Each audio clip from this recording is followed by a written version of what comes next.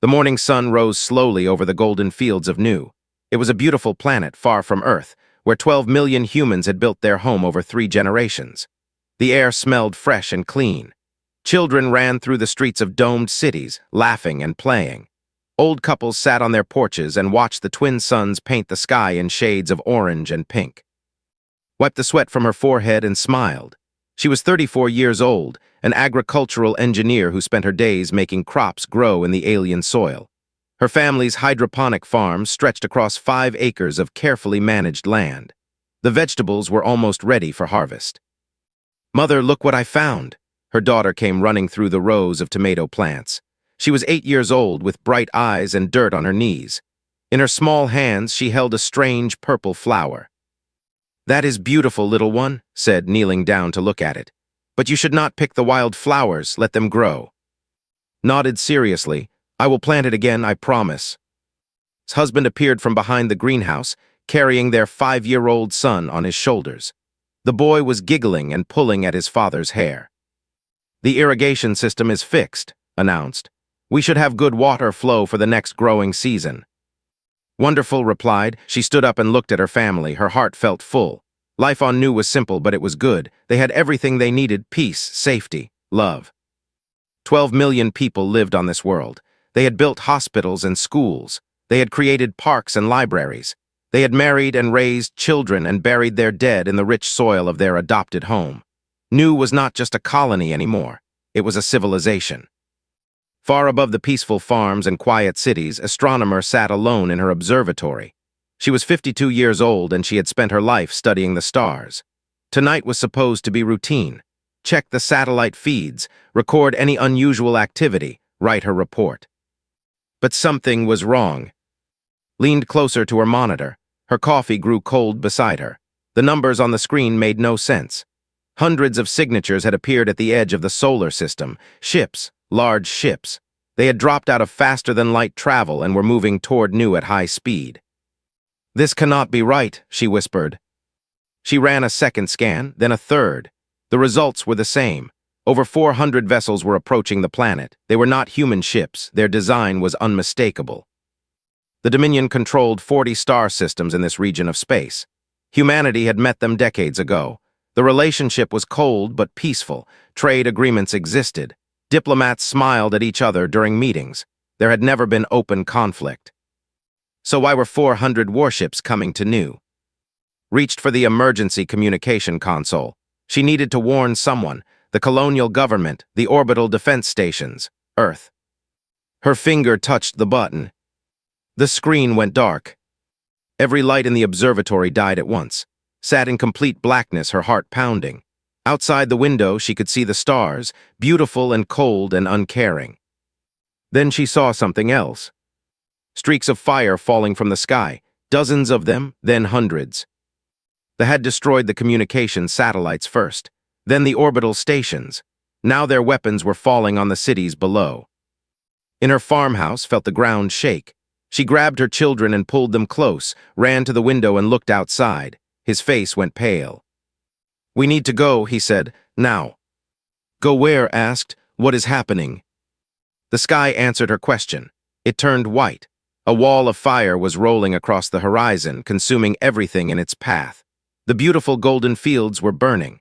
The domed cities were cracking open like eggs. The screams of 12 million people filled the air for one terrible moment. Then there was silence. Ran toward his family. He wanted to reach them. He wanted to hold them one last time, watched him coming. She held and tight against her chest. She could feel their small hearts beating. She could smell their hair. "I love you," she whispered. "I love you so much." The fire reached them. In orbit, the fleet watched the planet burn. 400 warships hung in the darkness like patient executioners. Their weapons had done their work perfectly. Every city was destroyed. Every settlement was ash. Every human being on Nu was dead. Commander stood on the bridge of his flagship and studied the burning world below. His gray skin reflected the orange glow of the flames. His black eyes showed no emotion. "The operation is complete," his subordinate reported. "No human survivors detected. The colony is eliminated." Nodded slowly.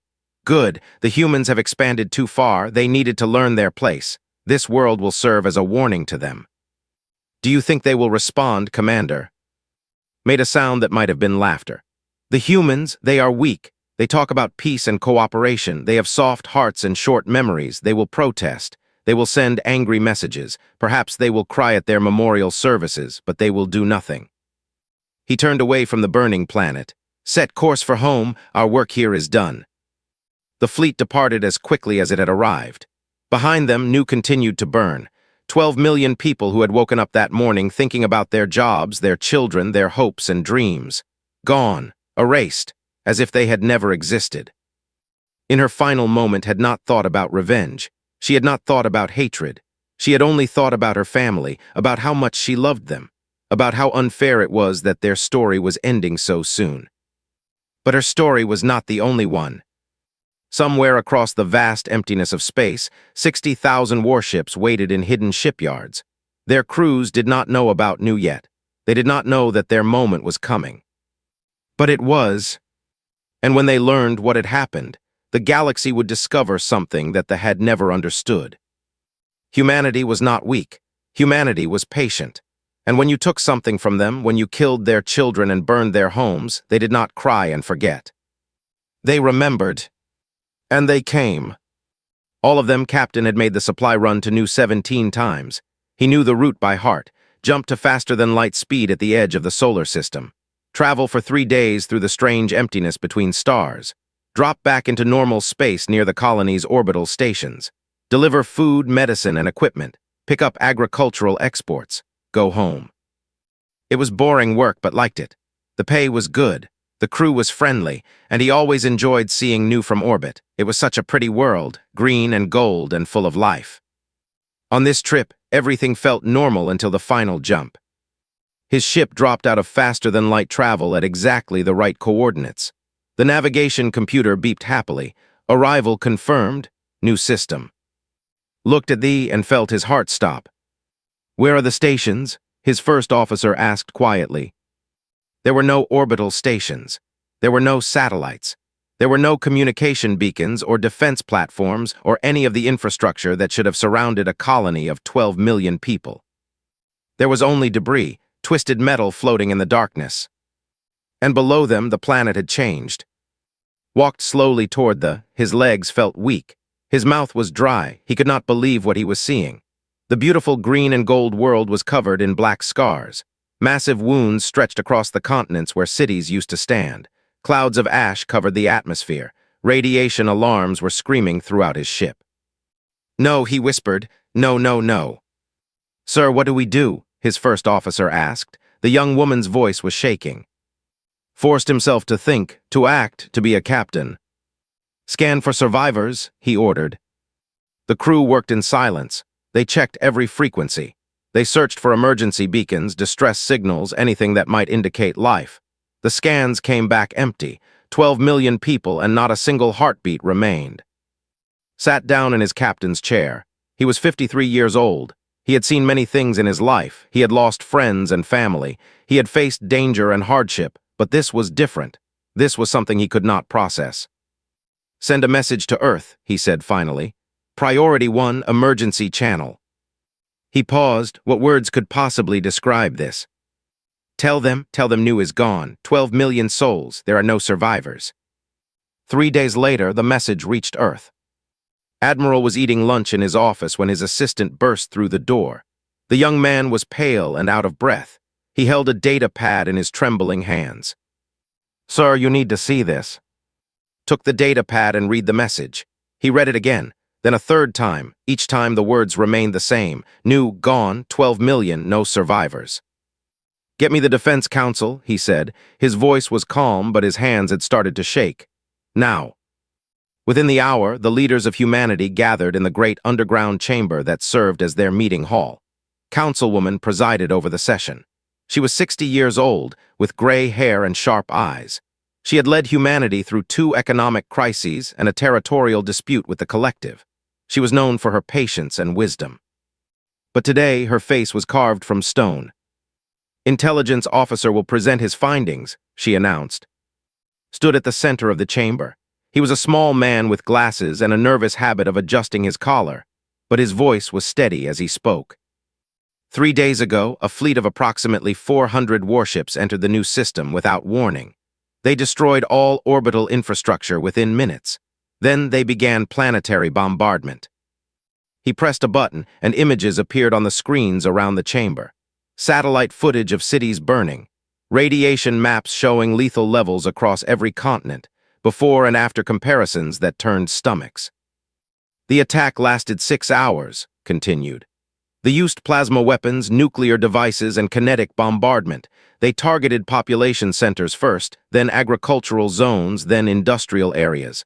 The pattern suggests they were not trying to conquer the colony. They were trying to erase it. Why? Someone asked from the back of the chamber. Adjusted his glasses. We intercepted communications from the High Command. They believe human expansion threatens their sphere of influence. Nu was chosen because it was isolated, far from our main territories, easy to attack and destroy. He paused. They expected us to be afraid, to retreat, to learn our place. The chamber was silent. Hundreds of the most powerful humans in the galaxy sat in their seats and said nothing. They were not silent because they had nothing to say. They were silent because they were afraid of what they might say. Councilwoman stood slowly. She walked to the center of the chamber and looked at the images of destruction still displayed on the screens. 12 million people, she said softly. Farmers and teachers and doctors, mothers and fathers, children who had not yet learned to read. They woke up that morning thinking about their lives, their hopes, their dreams, and then they were gone, erased, because someone decided that their existence was inconvenient. She turned to face the council. Her eyes were dry, but something burned behind them. Something old and cold and terrible. They believe we will cower. They believe we will negotiate. They believe 12 million dead will teach us to submit. Her voice rose, not shouting but carrying to every corner of the chamber. They are wronged. She raised her hand. I call for a vote. Shall humanity declare total war against the Dominion? The response was immediate. Every hand in the chamber rose. There was no debate, no discussion, no hesitation. For the first time in 200 years, humanity was going to war. Admiral felt something shift inside him as he raised his hand. For decades, he had commanded ships that officially existed only for defense. For decades, he had prepared for a war that everyone hoped would never come. That preparation was over. Now it was time to show the galaxy what humanity had been building in the darkness, what they had hidden in secret shipyards and shadowed moons, what they had created while smiling at diplomatic summits and signing trade agreements. They thought they knew humanity. They thought humans were soft and weak and easily frightened. They were about to learn how wrong they were. The galaxy thought it knew humanity. Alien diplomats smiled at human ambassadors and believed they understood these strange creatures from the small blue planet called Earth. Humans were friendly. Humans were curious. Humans liked to trade and explore and make friends with everyone they met. But there was something the galaxy did not know, a secret that humanity had kept hidden for over a century, a secret born from the very first moment humans had looked up at the stars and realized they were not alone. The universe was dangerous. Every species humanity encountered was armed. Every civilization had weapons and fleets and the willingness to use them. Some were friendly, many were not, and humans with their soft bodies and short lives seemed like easy prey. So humanity had prepared. While diplomats shook hands and signed treaties, engineers worked in secret shipyards carved into asteroids.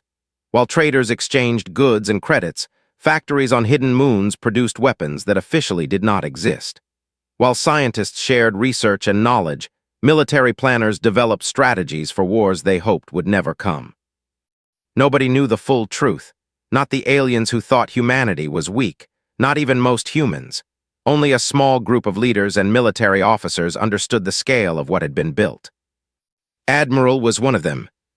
He stood on the observation deck of Earth's largest space station and watched through the window as ships began to emerge from hiding. The sight took his breath away, even though he had known what to expect. 20,000 warships, the first Vengeance fleet. They came from asteroid bases and lunar shipyards and hidden facilities scattered across the solar system.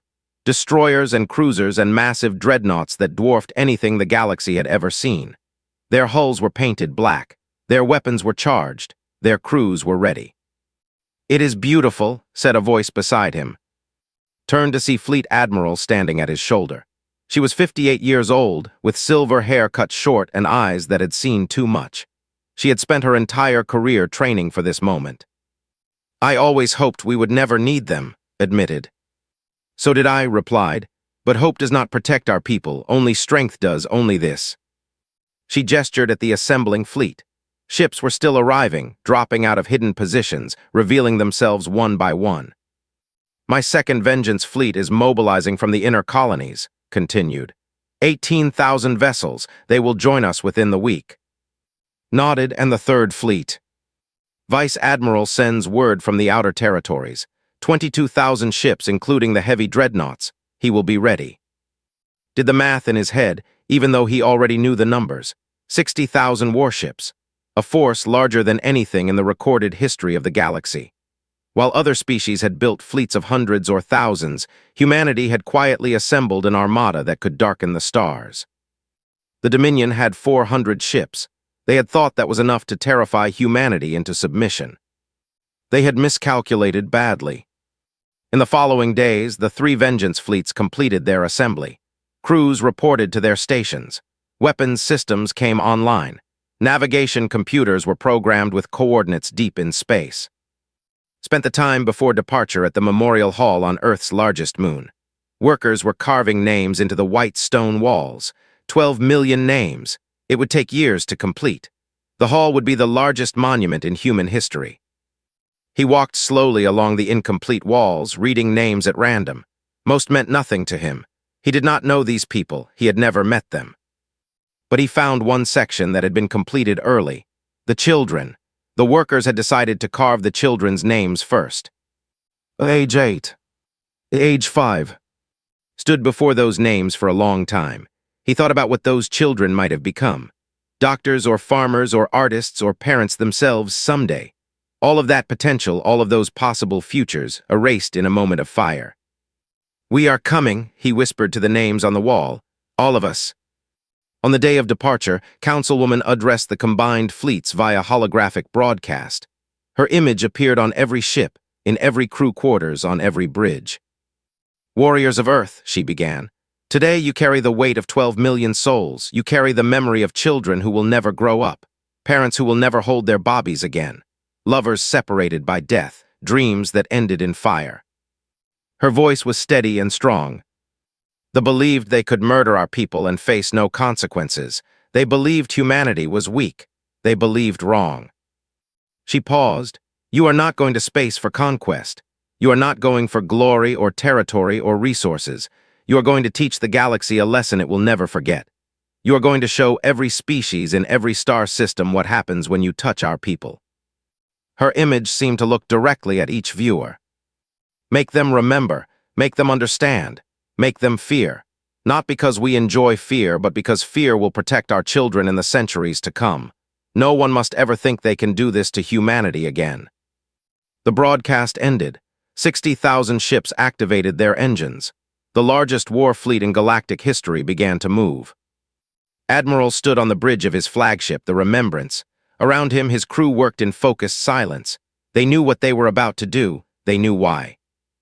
"Navigation," ordered. "Set course for the border." "Course set, Admiral." "Communications, signal all ships. Fleet-wide departure in 60 seconds. "Signaling now, Admiral." Looked at the Earth hung in the distance, blue and green and precious. The home of all humanity, the world they had sworn to protect. "Engine room, prepare for faster-than-light travel." "Engines ready, Admiral." The countdown reached 0. 60,000 warships jumped to faster-than-light speed at the same moment. They vanished from human space like ghosts, leaving behind nothing but ripples in the fabric of reality. In the Dominion, there was no warning. Their leaders were still celebrating their victory over New. Their commanders were writing reports about how easily the humans had been crushed. Their citizens were going about their daily lives, confident that their empire was safe and strong. They did not know what was coming. But they would learn soon. Very soon, the border world was quiet that morning. 50 warships guarded the system, patrolling lazily between the defensive stations. Their crews were bored. Nothing exciting ever happened on the border. The real action was always somewhere else. Commander, the same officer who had led the attack on Nu, was visiting for an inspection. He stood on the observation deck of the main station and watched his ships with satisfaction. Everything was in order. The humans had not responded to the destruction of their colony.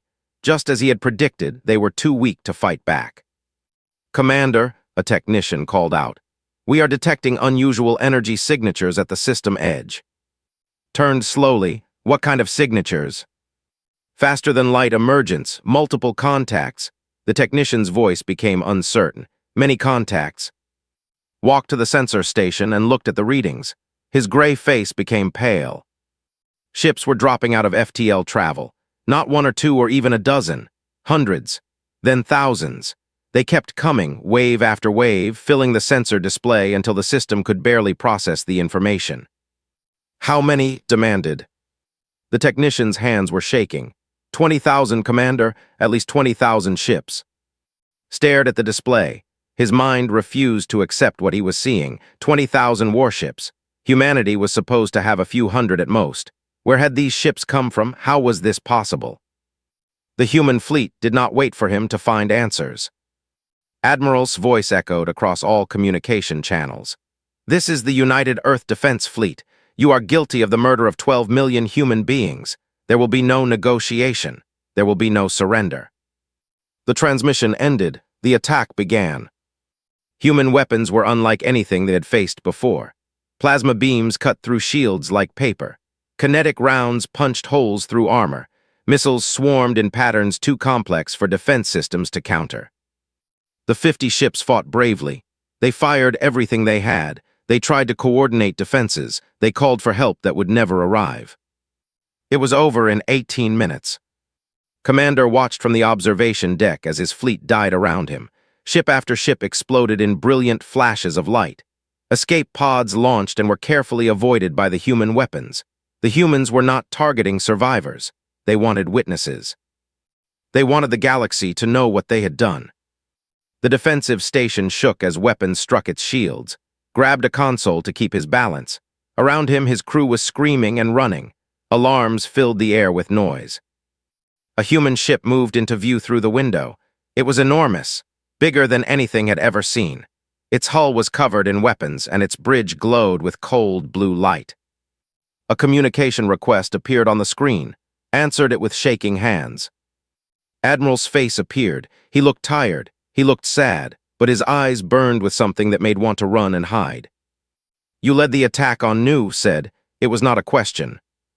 Could not speak, he only nodded. "Then you will deliver a message. Go back to your leaders. Tell them what you saw here today. Tell them this was only the beginning." The transmission ended. The human fleet moved on, leaving the shattered station and its terrified crew behind. Across the Dominion, panic spread like wildfire. Fleet Admiral's second fleet struck the industrial sectors. Shipyards that had taken centuries to build were destroyed in hours. Factories that produced weapons for the entire Dominion were reduced to floating debris. Every military target was hit. Nothing was spared. Vice Admiral's third fleet targeted the defensive infrastructure.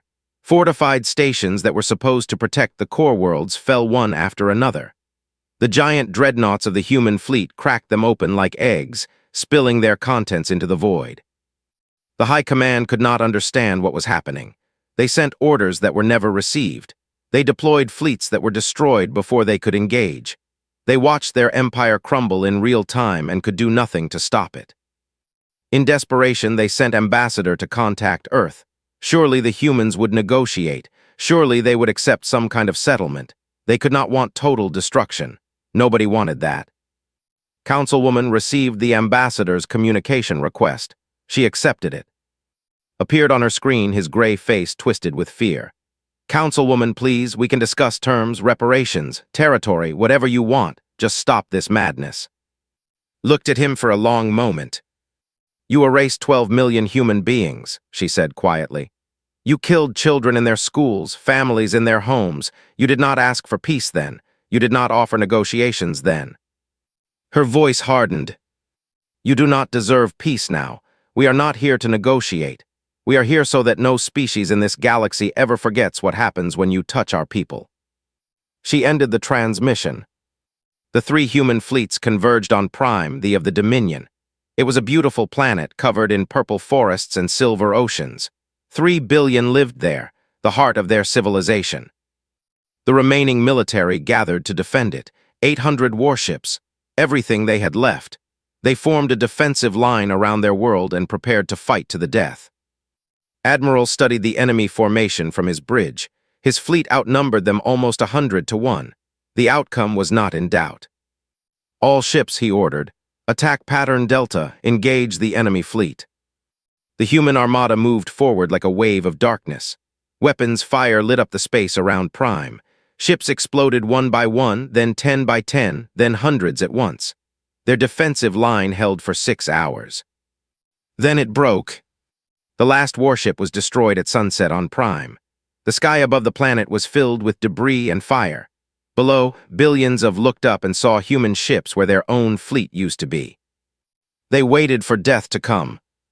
But it did not come. Admiral stood on his bridge and looked down at the enemy. His weapons could glass the entire planet. Every officer in his fleet would support the order. 12 million dead cried out for vengeance. But he thought about the children whose names were carved on the memorial hall back on Earth. What would they want? Would they want him to kill billions of innocents? Would that honor their memory? He made his decision. "Target military installations only," he ordered. "Civilian centers are off limits." Fleet Admiral contacted him privately. They showed no such mercy to New. "I know," replied. "That is why we are better than them. We will show the galaxy that humanity has strength and restraint. We can destroy them completely. We choose not to. That is the lesson they need to learn." The attack on Prime was surgical and precise. Military bases were destroyed. Government buildings were demolished, but the cities were untouched. The civilians were unharmed. The Dominion surrendered unconditionally.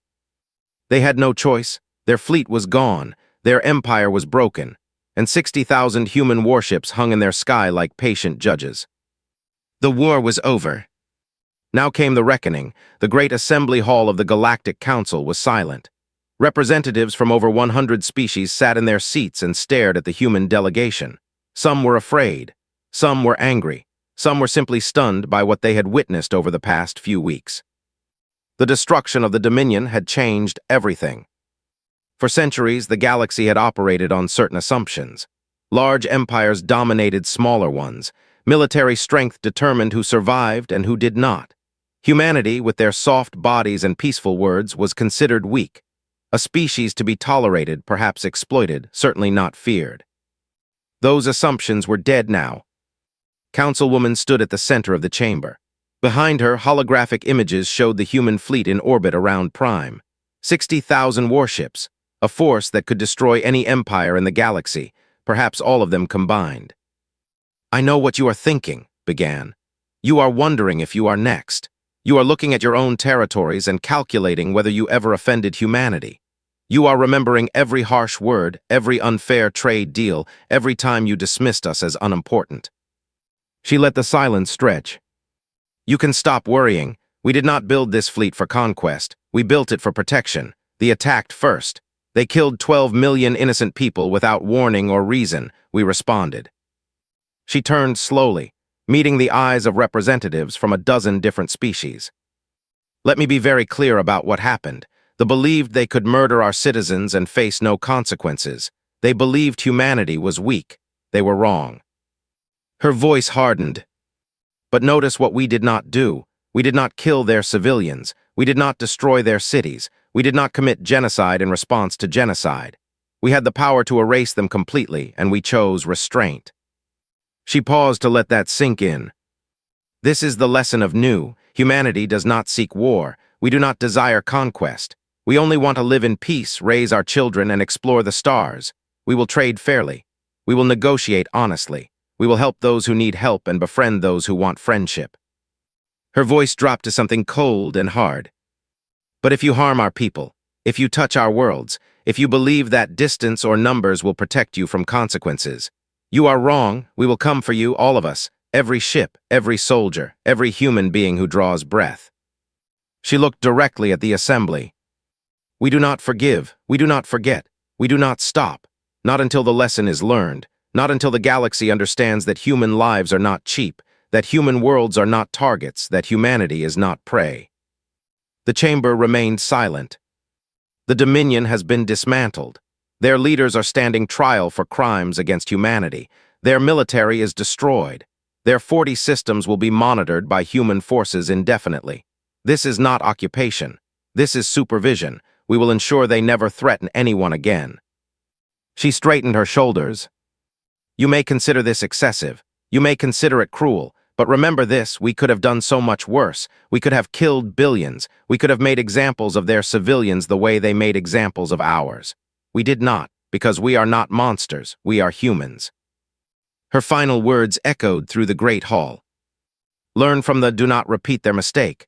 Humanity wants peace, but humanity is ready for war. The choice is yours. She walked out of the chamber without waiting for a response. 20 years passed. The galaxy changed. Some species became closer allies of humanity. Trade increased. Cultural exchange flourished. The fear that had gripped the Galactic Council slowly faded into something like respect. The Dominion no longer existed as a political entity. Its systems were governed by a provisional council under human supervision. The people themselves had changed. A new generation was growing up with different values. They learned about new in their schools. They visited memorials to the humans who had died. They understood what their ancestors had done and were determined not to repeat it. The human fleets returned to their hidden shipyards, but everyone knew they were there. 60,000 warships waiting in the darkness, a silent promise and a silent threat.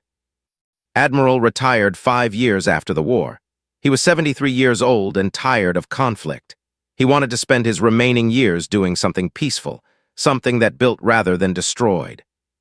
He chose to visit the rebuilt colony on Nu. The planet had been terraformed again. New cities rose where the old ones had burned. New farms stretched across the plains. 2 million colonists had come to rebuild what they had destroyed. They called it Nu Reborn. Walked through a memorial park in the center of the largest city. The names of the dead were carved into white stone walls, just like the memorial hall on Earth's moon. 12 million names. But here, among the names, there were also gardens. Flowers and trees and flowing water, life growing from death. A young woman approached him. She was about 20 years old, with bright eyes and a curious expression. You are Admiral, are you not? She asked. Nodded, retired Admiral, just a civilian now. The woman smiled. My name is, I was born here in the new colony. My parents named me after my great-aunt. She died in the attack. Felt his heart tighten. I am sorry. Do not be, she would be happy to see what we have built, gestured at the city around them. Life goes on, that is what she would have wanted. They walked together in silence for a while, looked at the memorial walls, at the gardens, at the children playing in the distance. Can I ask you something? Said finally. Of course. Is it true what they say about the war, that we could have destroyed them completely, every in their entire empire? Nodded slowly. Yes, we had the power to do that. But we did not. No, we did not. Considered this. Why, after what they did to us? Stopped walking. He looked at the young woman, at the hope in her eyes, at the new world growing around her. Because proving we could destroy them was enough, he said. That showed our strength, but choosing not to destroy them showed our character. It showed that we are better than our worst moments, that revenge is not the same as justice. He paused. Your great-aunt and all the children who died. They deserved justice, not a galaxy burned in their name. They deserved a future where their memory means something good, not more death, not more suffering, but life, peace, a galaxy that learned to be better. Nodded slowly. That makes sense. I hope so. It is the only thing that lets me sleep at night. They continued walking.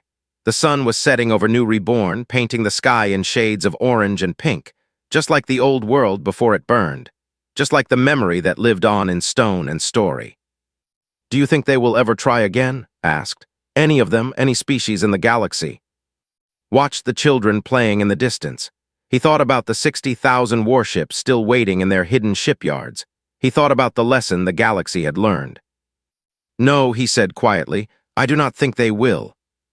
They walked on as darkness fell and stars appeared above them.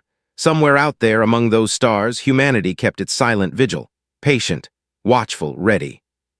Hoping the lesson would never need to be taught again, knowing they could teach it if it did. This was the legacy of Nu, not just a memorial to the dead, but a promise to the living. Humanity would never forget, and the galaxy would never forget what happened when you made humanity remember. The story of 12 million souls had ended in fire. But the story of humanity continued, and the stars themselves had learned to be afraid.